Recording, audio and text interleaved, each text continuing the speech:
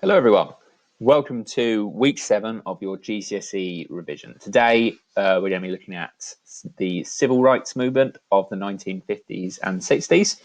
As always, you'll be needing this worksheet that I have here that you should have got from your teachers and these pages 50 to 56 from the revision guide. The first page covers some of the key information and different questions to answer on this topic. And then as well, we've got an exam style question. This one is an interpretations question. So we've got our 2 interpretations on the side here, and then we've got the 3 different questions that you'll get on this kind of a question. So we've got the how does interpretation B differ from interpretation A? Why do they differ?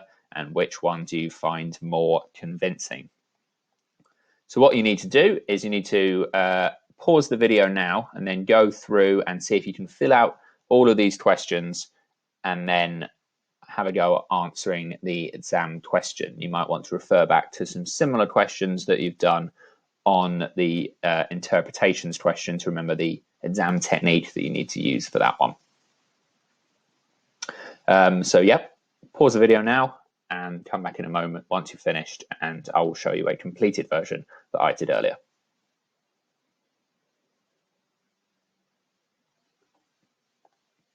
All right, welcome back everyone. Hopefully you got on all right with that. So here is my completed version. So what we're going to do now is go through all of the answers for this and talk about this information. So we'll start here, the peaceful protest for civil rights. So this first question just asks you to describe the significance of each of the following events. So that's not just what happened, why it happened, this is the significance, what happened as a result of. So this first one, Brown versus Topeka, sometimes might be referred to simply as Brown versus Board or Brown v. Board of Education of Topeka. This one happened in 1954. And this was basically where the Supreme Court ruled that separate but equal in education was illegal and all schools were told to desegregate. In a previous ruling in Plessy versus Ferguson, that ruled that essentially separate but equal was allowed. But this ruling overturned that in the case of education, which meant that the schools were told they had to desegregate. However, there was no specific timeline on how long they had to do this, and some states refused to do so for many years. States like Mississippi starting white citizens' councils in order to resist that desegregation. All right, so moving on to the next one, the Montgomery bus boycott, 1955. So this is the one where Rosa Parks refused to give up her seat for a white passenger, and that triggered the African-American population of Montgomery boycotting the bus services. After months of protest, the bus companies eventually agreed to desegregate the buses because they were simply losing too much money as a result of this boycott. And then after this, the Supreme Court also ruled that transport was segregated transport was illegal, much as they'd done with schools in these earlier cases. Then we've got the Little Rock Nine of 1957. So as I said earlier, not all the schools desegregated after Brown v. Topeka right away, and there was still a lot of segregation. So one case where they attempted to desegregate the schools was the Little Rock Nine in 1957. So in a school in Little Rock in Arkansas, 9 brave African-American students went into the school in order to desegregate it. And they faced a lot of opposition from citizens, students, as well as the governor of Arkansas. But 8 out of 9 managed to finish the school year. The immediate impact of this was relatively minimal. It didn't cause a mass desegregation of schools. They faced a lot of opposition, but what it did do is their bravery gave other students the courage to press forward in the years to come. So it was more of a symbolic significance in the case of the Little Rock Nine. The sit-ins, 1960 to 1961. Within 18 months of the 1960s Woolworth sit-in, there were 70,000 stage protests across the South and 3,000 arrests that drew mass attention to the discrimination. So this was essentially where people went into white lunch counters and sat there and demanded to be served. And the significance of the big Woolworth sit-in in 1960 is, as I stated there, it inspired a lot more similar protests and drew mass attention to the cause. And then finally, we got the Freedom Rides of 1961. So this is where they travelled along the buses to test the desegregation laws around the country.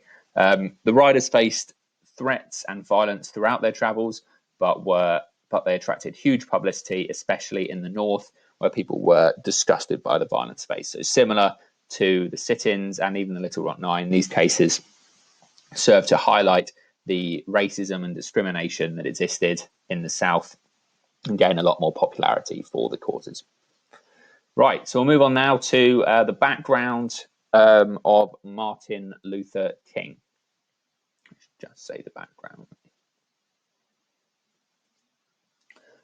So, describe at least 2 reasons that Martin Luther King favoured non-violent methods. So I've given you 6 potential reasons that you could have here to see if you've got any of these. So I've put non-violence made it harder for opponents of civil rights to justify violence against protesters.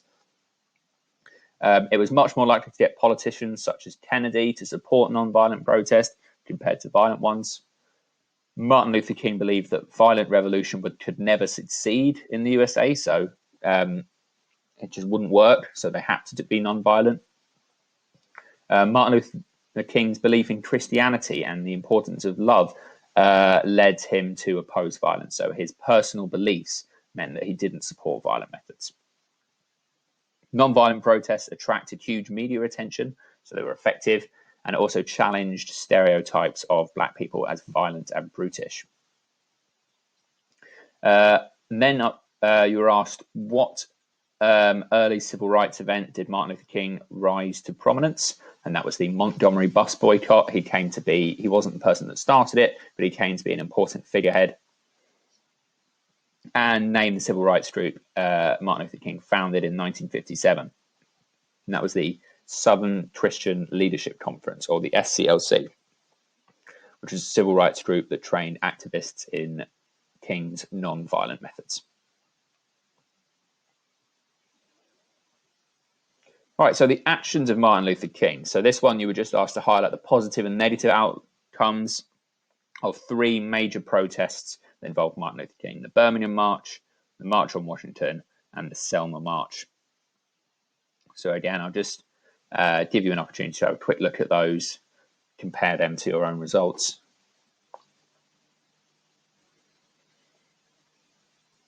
And now we'll have a look at the Black Power movement. So talking onto the more radical side of the civil rights movement, why were many young black Americans in particular frustrated with the lack of progress made by the civil rights movement by the mid-1960s? So despite the successes such as the Voting Rights Act here and the Civil Rights Act as well, that one's on there, they still face poverty, low wages, and poor education, in addition to discrimination on a daily basis in many areas of the country, including from police officers. Again, something shown quite clearly by some of these events like the Birmingham March. So what is meant by Black Power? What does that phrase actually mean? So this is the phrase how I've described it. I put, Black Power is a political slogan and a name which is given to various groups and ideologies which aim to achieve self-determination for people of African descent. So this idea, various groups, sometimes it's easy to think that the Black Panthers are what Black Power is, but they were just one group within that. It differs from conventional civil rights movement in that Black Power groups were more prepared to use violent methods to achieve their goals. They also generally, but not exclusively, had a more separatist attitude to the relationship between black and white people in America. So some of them wanted black people to live in their own separate state within America, the Nation of Islam being an example of a group that wanted that. So describe the actions of Malcolm X. Malcolm X became one of the key figureheads of this Black Power movement. He regularly is contrasted with Martin Luther King for representing the more radical and violent wing of the civil rights movement, whilst Martin Luther King represented the peaceful, non-violent methods. He was the leader of the New York Temple of the Nation of Islam. He was a charismatic speaker who attracted lots of people to the Black Power movement.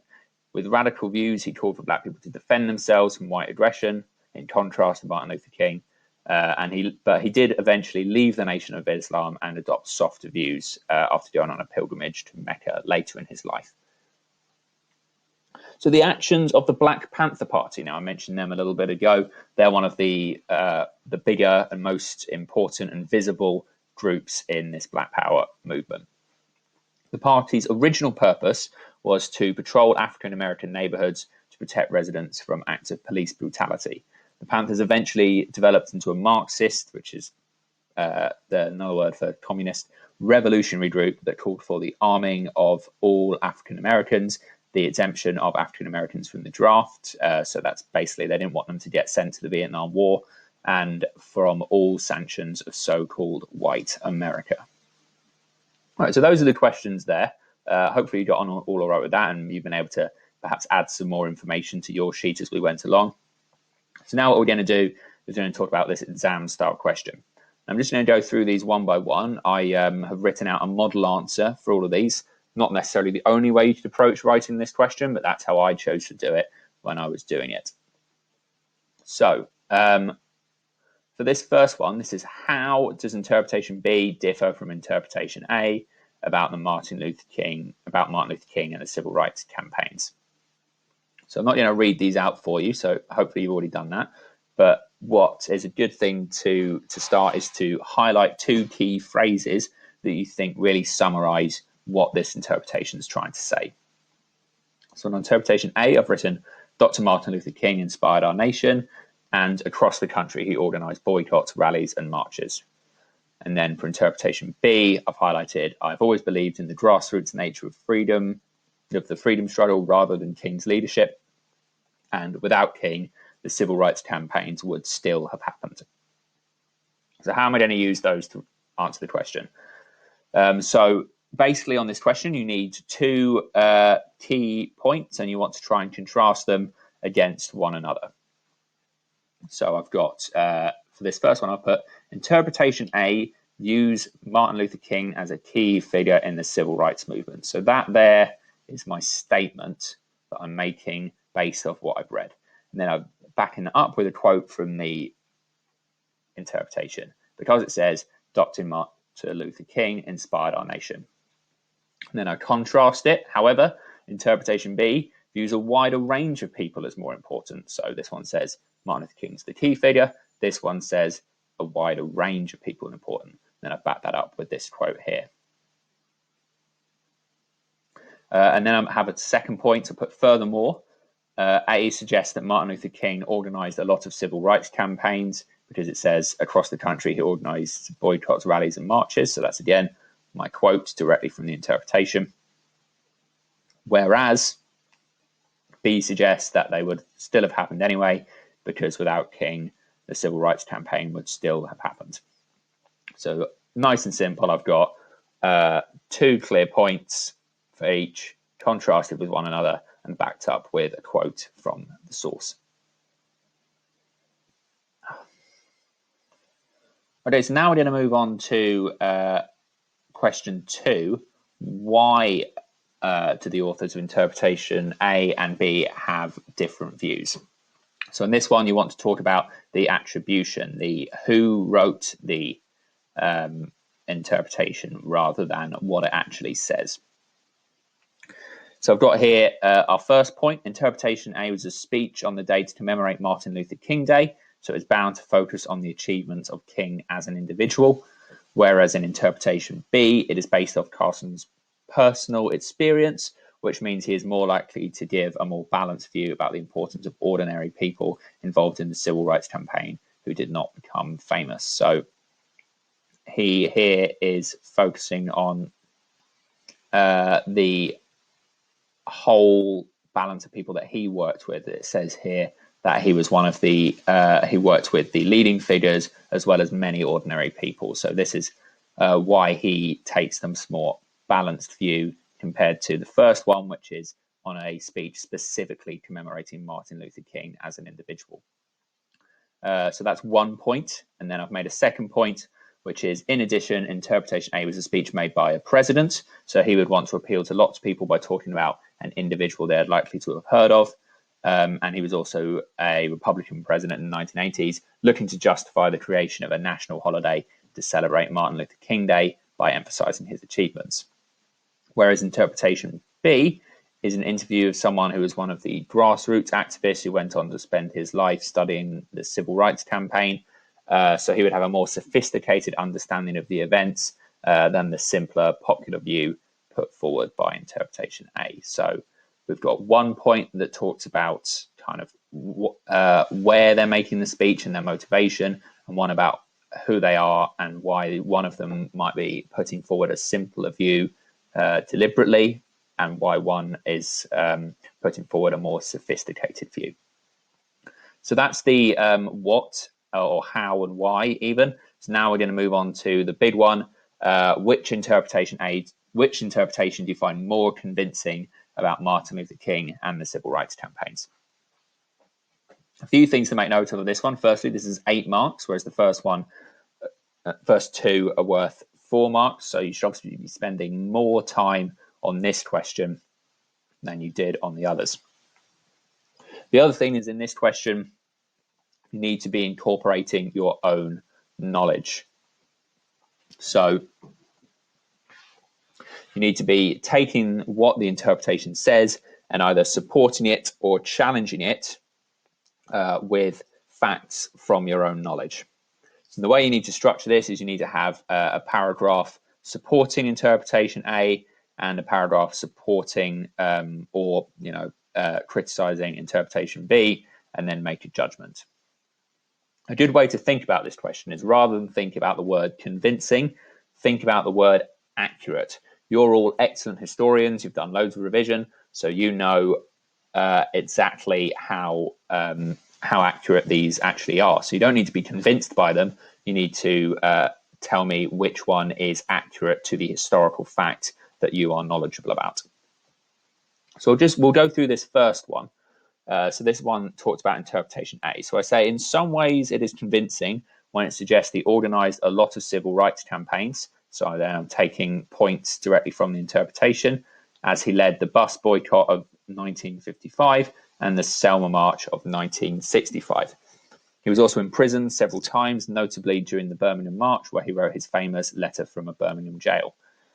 It is also accurate when it suggests that Martin Luther King was an important figure in the success of the civil rights movement, as his role in organizing the March on Washington, where he gave his famous "I Have a Dream" speech, in which he was heard by 250,000 people from across the USA, and arguably led to the passing of the Civil Rights Act.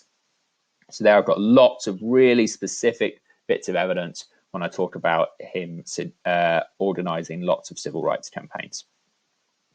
And then I've got a challenge statement in here. So I say, however, interpretation A can be challenged because even at the time of Martin Luther King's peaceful protest methods were criticized. Malcolm X famously called the March on Washington the farce on Washington, as it had not resulted in practical changes for ordinary people. And this criticism led to the rise of Black Power in the 1960s, which rejected King's peaceful methods and support for the idea of separatism. Martin Luther King himself was assassinated by a white racist in 1968. So there I've challenged this idea that interpretation A says that the peaceful protests were really important and helpful, using this information here. Interpretation B, I've pretty much done the same thing. There's a little bit more information here, and I've used some quotes directly, but I'm not going to read this one all out to you, but you can pause it and have a read of that and compare it to your answer if you would like. And the other thing I want to talk about is this, the judgment. In conclusion, interpretation B is more convincing because the civil rights campaigns involved a huge number of people over several decades. Even if interpretation A is correct to acknowledge King's role as a significant individual, interpretation B is more convincing about the campaigns as a whole. So there, after I've spent these 2 paragraphs describing how convincing or how accurate though the interpretations are, I have then made a judgment in my last paragraph that is explains why I think interpretation B is more convincing. Okay, great. So hopefully that was helpful for you, and you've been able to correct any incorrect answers, or you've been able to add more information to the answers you've got along the way.